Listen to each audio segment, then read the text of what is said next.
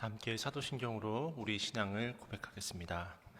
나는 전능하신 아버지 하나님 천지의 창조주를 믿습니다. 나는 그의 유일하신 아들 우리 주 예수 그리스도를 믿습니다. 그는 성령으로 잉태되어 동정녀 마리아에서 나시고 본디오 빌라도에게 고난을 받아 십자가에 못 박혀 죽으시고 장사된 지 사흘 만에 죽은 자 가운데서 다시 살아나셨으며 하늘에 오르시어 전능하신 아버지 하나님 우편에 앉아 계시다가 거기로부터 살아있는 자와 죽은 자를 심판하러 오십니다. 나는 성령을 믿으며 거룩한 공교회와 성도의 교제와 죄를 용서받는 것과 몸의 부활과 영생을 믿습니다. 아멘. 찬송 322장 찬양하시겠습니다. 찬송 322장 찬양하시겠습니다.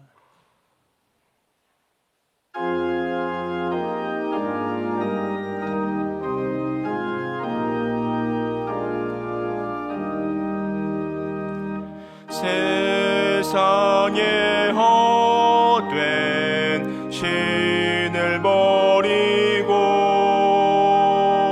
하나님 이름 높여 기리세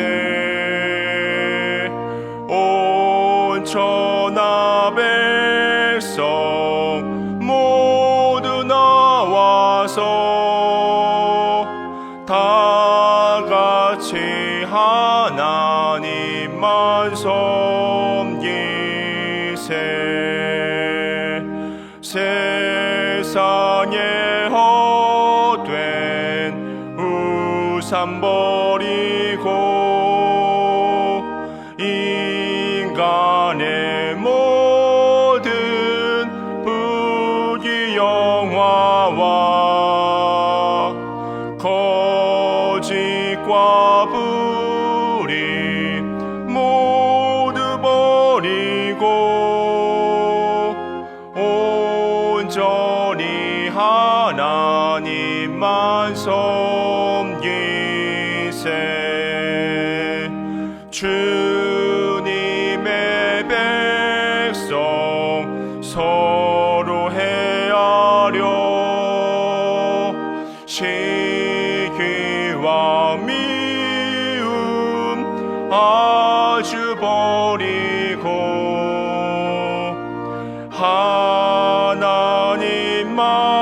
하나님만을 홀로 섬기는 천국으로서 이루어주소서.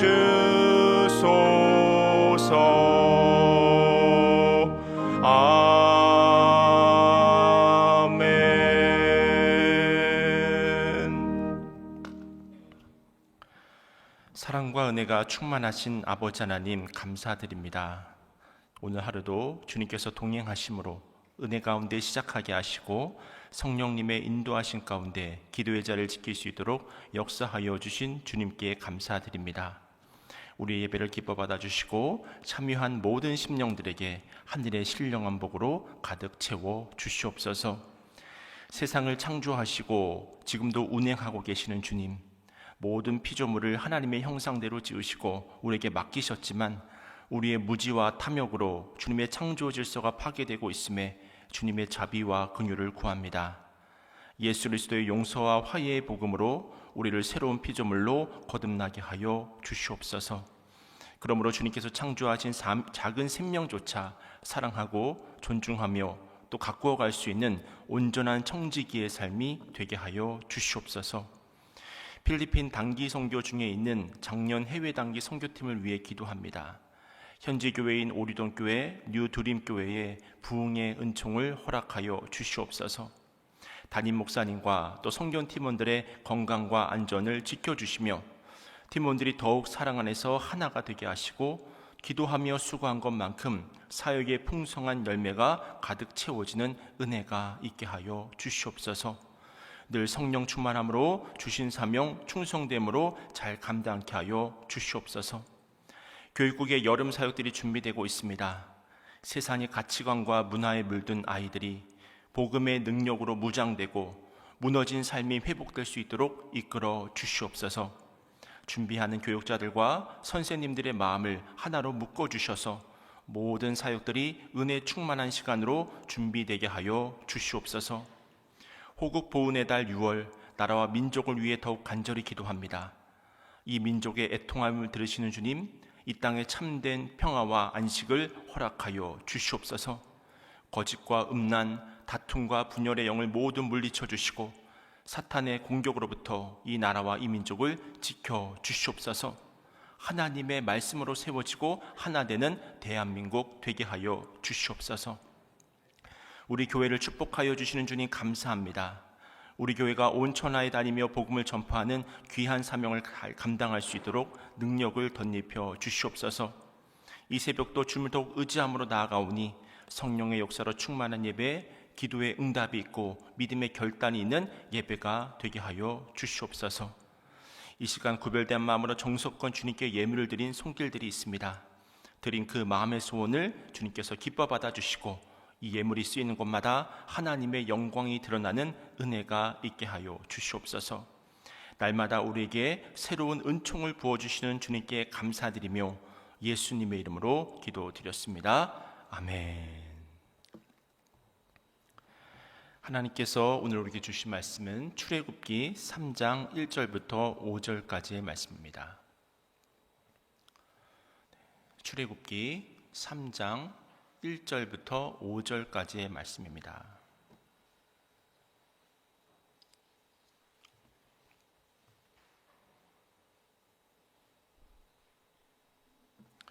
다 함께 말씀을 한 목소리로 봉독하겠습니다. 모세가 그의 장인 미디안 제사장 이드로의 양떼를 치더니 그 떼를 광야 서쪽으로 인도하여 하나님의 산 호렙에 이르매 여호와의 사자가 떨기나무 가운데로부터 나오는 불꽃 안에서 그에게 나타나시니라. 그가 보니 떨기나무에 불이 붙었으나 그 떨기나무가 사라지지 아니하는지라. 이에 모세가 이르되 내가 돌이켜 가서 이 큰 광경을 보리라.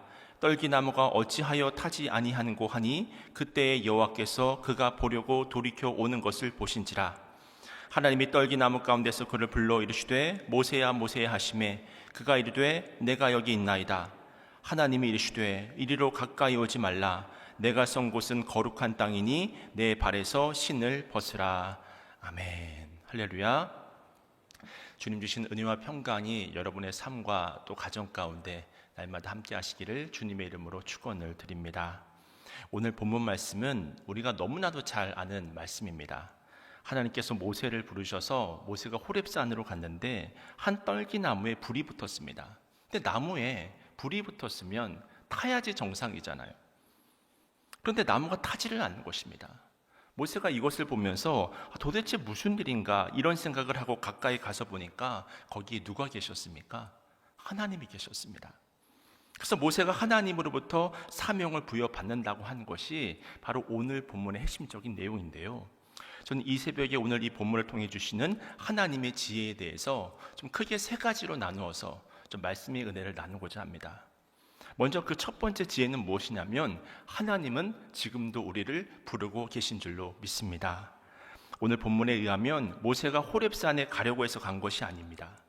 그저 모세가 미디안 광야에서 양 무리를 치다 보니까 자기도 모르게 어느 순간에 보니까 호렙산에 이르게 된 거예요.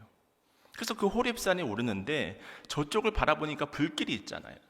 그래서 가만히 그 불길을 쫓아갔더니 갑자기 하나님의 음성이 들리는 것입니다. 그리고 그때 모세는 자신이 그저 호기심으로 호렙산에 올라간 줄 알았는데 나의 그 모든 여정을 인도하신 이가 하나님이시고 하나님 당신께서 나를 부르셨다고 하는 그 사실을 모세가 발견한 거예요. 이것은 오늘 우리의 인생도 마찬가지입니다. 때로는 내게 주어진 여러 가지 선택지 중에 내가 스스로 결정하는 것이 많다고 생각할지 모르겠습니다. 그러나 인생의 그 모든 상황들을 이렇게 돌이켜보면 하나님께서 분명히 지키시고 인도하는 여정이라고 하는 것을 우리가 매 순간 확인하게 되는 거예요. 그것이 바로 신앙생활입니다. 그렇다면 오늘 이 아침에 여러분들은 어떤 마음을 가지고 이 새벽 기도의 자리에 나오셨습니까? 하나님께 나의 기도 제목을 아뢰고 응답받고 또 하나님을 만나기 위해서 이렇게 나오신 것이 아니겠습니까? 그런 마음으로 내가 나왔지만 그런 마음을 주시고 또 새벽을 깨워주시고 이 기도의 자리까지 인도해 주신 분은 바로 하나님의 주권적인 역사였다고 하는 것입니다. 그 사실을 깨달으시길 축원합니다. 하나님께서 은혜를 사모하는 마음이 있어 내가 결단해서 지금 이 기도의 자리에 나왔지만 돌이켜보니까 그 마음을 먼저 주신 분이 하나님이십니다. 오늘 본문도 보면 하나님께서 왜 모세를 부르셨을까요? 그것은 바로 모세에게 맡기실 사명이 있었기 때문입니다. 마찬가지로 하나님께서 이 새벽 우리를 부르실 때는 그 부름받은 사람을 향한 하나님의 특별한 계획이 있는 거예요. 우리가 기도할 때 하나님이 일하시기 때문입니다. 그러한 특별한 계획에 우리가 지금 쓰임받고 있는 것이죠. 사실 제 인생을 이렇게 돌아봐도요, 나는 어떻게 하다 이렇게 목회자의 길로 들어섰을까? 이 말씀을 준비하며 갑자기 이런 질문을 스스로 던져보게 된 거예요. 그렇게 생각을 해보니까 그 구체적인 시작은 아마도 2004년 선교한국이 좀 저에게는 좀 중요한 사건이 아니었나 그런 생각이 좀 들었습니다. 사실 새벽 시간이라 그 모든 스토리를 다 말씀드릴 수는 없지만 저는 처음부터 신학대학교를 간 것이 아니라 일반 대학을 나오고 감리교 신학대학원을 간 것이거든요. 사실 선교한국이 지금도 그런지 모르겠지만 그 당시만 해도 이 선교단체들이 여러 우리나라에 존재하는 선교단체들이 돌아가면서 선교한국을 주관했었습니다. 그래서 저는 전혀 그 2004년 선교한국 대회에 참여하고 싶은 마음이 없었음에도 불구하고 제가 속한 선교단체가 마침 2004년 선교한국을 주관할 때라 조장을 할 수 있는 사람이 부족하다는 거예요. 그래서 내가 안 가면 누가 가느냐고 그렇게 담당 간사님이 간곡하게 부탁하셔서 정말 그 설득을 못 이겨서 조장으로서 차출돼서 참여했던 것인데요. 사실 이것은 참 좋게 말한 것이고 억지로 끌려간 것입니다. 근데 그때 생각지도 못하게 너무나 큰 은혜를 받아가지고 일본 선교에 대한 마음을 갑자기 품게 된 거예요. 그래서 참 짧은 시간이었지만 일본에 4번 정도 단기 선교를 좀 집중적으로 다녀오게 되었습니다. 그러다가 이렇게 단기적으로만 나가지 말고 앞으로 좀 전문인 선교를 하면서 좀 일본에서 좀 사역을 섬겨야겠다 그런 마음이 들어서 그래도 좀 나가려면 좀 제대로 성경에 대해서 배우고 신학적으로 배우고 좀 나가야겠다 그렇게 생각을 해서 감신대학원으로 진학을 하게 된 거예요. 또 그렇게 신대원을 다니고 교회에서 사역을 하다 보니까 교회 청년들 또 교회학교 사역을 하시는 분들은 잘 아시겠지만 청소년들이 너무나 이쁜 거예요. 그러다 보니까 어느 순간 나가서 직접 선교를 하는 것보다 교회에서 목회자의 사명을 감당하는 마음으로 하나님께서 또 그 마음을 바꿔주시더라고요. 그러니까 중요한 사실은 그 순간순간 나는 갈 수밖에 없었고 누군가의 간곡한 설득으로 인해서 선교한국을 간 줄 알았는데 그곳으로 부르신 이가 누구셨습니까? 하나님이셨습니다. 그리고 어느 순간에 보니까 감신대학원에 입학을 하게 되었고 그곳으로 부르신 분도 하나님이었다는 사실을 깨닫게 되는 거예요. 그리고 또 어느 순간 보니까 또 우리 교회에서 목회 사역을 계속해서 이어가고 있잖아요. 그러니까 이 모든 순간순간마다 내가 스스로 선택하지 않은 것이 없지만 그 모든 배후에는 누가 일하고 계셨냐면 하나님께서 일하고 계신 줄로 믿습니다. 오늘 이 기도의 자리에 나오신 여러분도 마찬가지라고 하는 거예요. 누군가는 오늘 이 새벽 기도의 자리를 통해서 인생이 바뀔 수도 있습니다. 왜냐하면 말씀을 전하는 제가 대단해서가 아니라 여러분을 부르신 하나님이 전능하신 하나님, 만왕의 왕이신 하나님이시기 때문입니다. 이처럼 하나님께서 저와 여러분을 6월 22일 목요일 이 새벽 기도의 자리로 부르신 데는 특별한 이유가 있는 거예요. 성경의 그 수많은 본문 중에 이 본문을 선택하게 하시고 또한 이 땅에 그 수많은 정말 좋은 설교자들이 많음에도 불구하고 저를 이 자리에 세우신 데는 이유가 있습니다. 그리고 여러분을 이 자리에 불러주셔서 말씀을 듣게 하시고 또 기도하게 하셔서 기도 응답의 풍성함을 누리게 하시는 분이 바로 우리 하나님이라고 하는 것입니다. 어쩌면 이 자리에 앉아 계신 여러분 중에 신앙생활하면서 마음에 아픔이 있고 또 풀리지 않는 문제가 있고 그래서 세상적으로 이러지도 못하고 또 저러지도 못하는 그런 우왕좌왕하는 삶을 살아가시는 분이 계실 수도 있습니다. 그것을 지켜보시는 하나님의 심정이 어떠실까요? 안타까우신 거예요. 그래서 하나님께서 여러분에게 복을 부어주시기를 원하시니까 이 새벽 기도의 자리로 부르신 줄로 믿으시길 축원합니다. 그리고 이제는 이 사실을 믿고 우리는 하나님께 부르짖어야 되는 거예요. 그러면 하나님이 응답하십니다. 하나님께서 오늘 모세에게 나타나셔서 본인의 살아계심을 친히 증거하셨던 것처럼 우리의 삶에 구체적으로 섭리 가운데 역사하시는 그 하나님을 오늘 이 새벽에 우리는 만날 수 있어야 되는 거예요. 두 번째로 하나님께서 오늘 본문을 통해 깨닫게 하시는 것이 무엇이냐면, 그렇게 하나님의 부르심으로 우리가 이 기도의 자리에 은혜로 나왔다면 하나님 앞에 솔직한 모습으로 설 수 있어야 합니다. 모든 것을 아신 하나님 앞에 우리의 가식은 필요 없습니다. 우리의 꾸밈은 필요 없습니다. 그냥 있는 모습 그대로 하나님께 나아가야 하는 것. 오늘 말씀 5절을 보니까 하나님께서 모세가 그 불붙은 떨기나무 앞으로 오는 것을 보면서 하시는 말씀이 무엇이냐면, 하나님이 이르시되 이리로 가까이 오지 말라고 말씀하십니다. 왜냐하면 모세가 아직 준비가 안 되어 있었기 때문입니다. 주님 앞에 가까이 가기에는 이 모세의 죄가 너무나 많은 거예요. 그 죄된 부분을 먼저 제거하지 못하고 하나님 앞에 나오게 되면 죽을 수밖에 없거든요. 그러니 나오지 말라고 하신 것입니다. 우리가 구약 성경을 보게 되면 하나님의 그 얼굴을 보게 되면 다 죽는다고 그렇게 이야기를 하잖아요. 그래서 하나님께서 가까이 오지 말라고 명하시는 것입니다. 그러면서 5절을 보니까 뭐라고 하시냐면, 내가 선 곳은 거룩한 곳이니 내 발에서 신을 벗으라고 말씀하시잖아요. 거룩한 땅에 올 때는 신을 신지 말고 오라고 하십니다. 이 말이 무슨 뜻이냐면, 이것은 우리가 거룩한 땅에 서는 데 있어서 가장 중요한 것은 바로 거룩이라고 하는 거예요. 겸손이라고 하는 거예요. 하나님 앞에 이 시간 나아갈 때는 여러분의 가식을 버려야 합니다. 우리가 세상적으로 자랑했던 것들, 때로는 사람들 앞에서 잘난 척하고 과시했던 그 모든 것들을 이 시간만큼은 주님 앞에 내려놓아야 합니다. 왜냐하면 사람은 겉모습을 보지만 하나님을 중심을 보시기 때문입니다. 내가 너의 부족한 모습을 다 안다는 거예요. 그 부족한 모습을 솔직히 주님 앞에 다 드러내라고 하는 것입니다. 그래서 내 마음속에 감추어 두었던 그 모든 것을 고백하고 그 죄를 회개하실 수 있는 우리 성도님들이 되시길 바랍니다. 때로는 내가 하나님을 사랑하지 못했던 것, 때로는 내가 다른 사람을 정죄하고 또 미워하고 판단했던 것, 또 겉으로만 아니라 마음속으로 저질렀던 그 모든 죄들을 전능하신 하나님 앞에, 우리의 그 모든 것을 아시는 하나님 앞에, 숨길 수 없는 하나님 앞에 그냥 있는 모습 그대로 나아가는 거예요. 솔직한 모습으로 서야 합니다.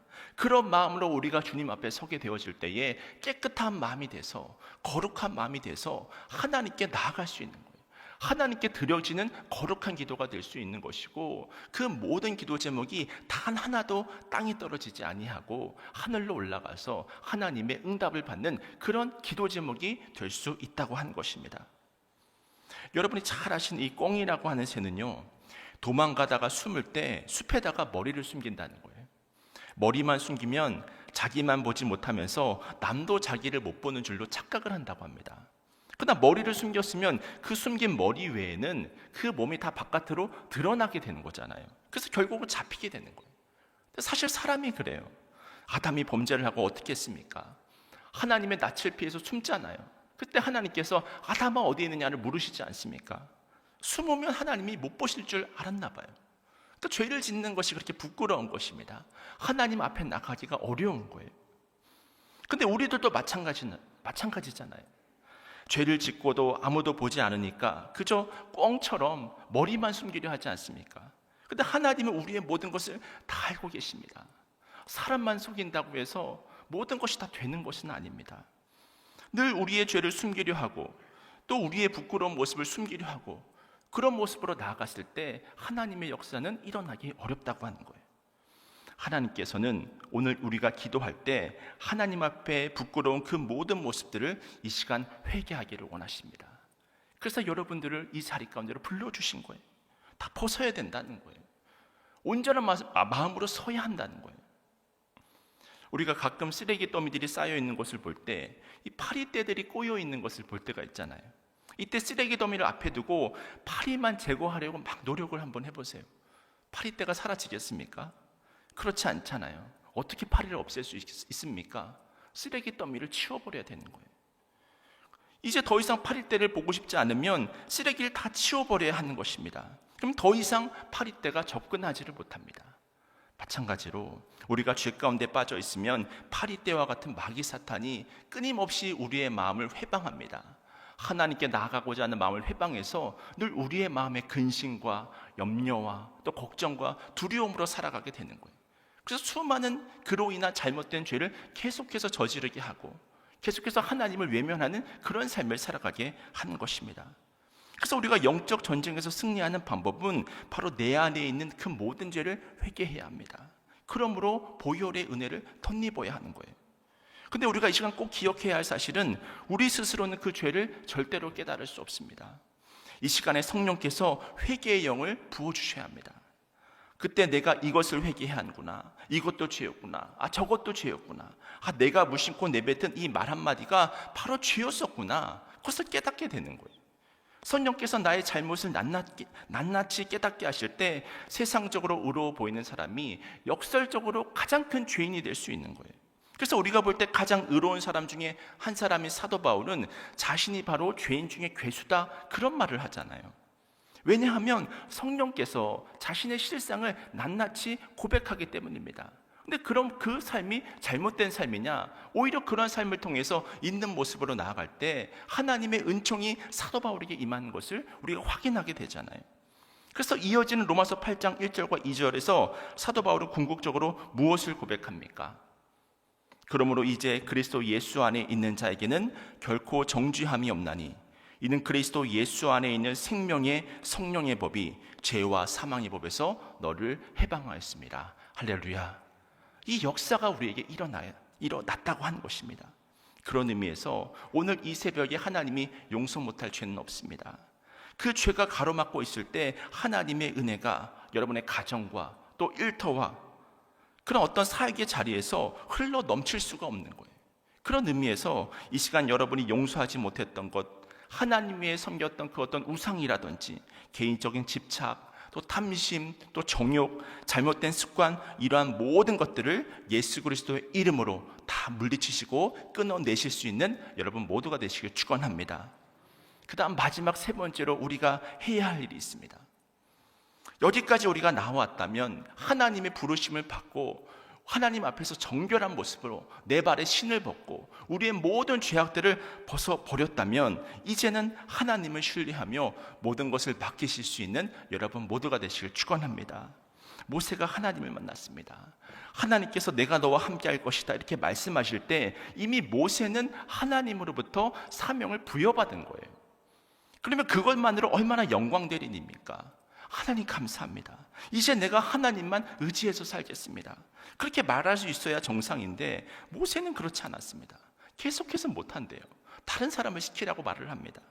마찬가지로 우리가 하나님을 만나게 되면 그 순간에 용기가 백배할 것 같고 없던 담대함도 생길 것 같은데 오히려 모세처럼 더 두렵고 떨리는 마음을 가질 때가 많이 있음을 보게 됩니다.